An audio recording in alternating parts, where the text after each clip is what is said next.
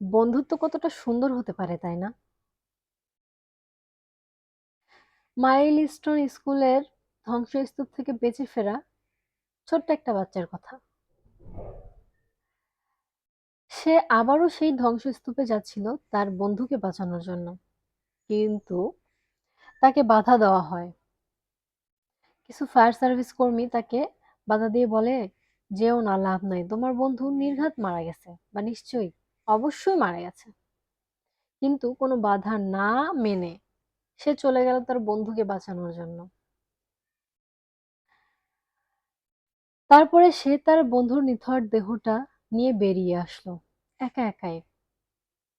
তখন fire brigade officer বললেন, বলেছিলাম না, এর কোনো মূল্য নাই, সে মারা গেছে। তখন ছেলেটি বলল, এটা অনেক মূল্যবান ছিল স্যার। আমি যাওয়ার পরে আমার বন্ধু জীবিত ছিল। আমাকে দেখে সে হাসলো এবং তার শেষ কথাটি বলল, আমি জানতাম তুমি আসবে। এটা সত্যিই অনেক মূল্যবান ছিল, তাই না?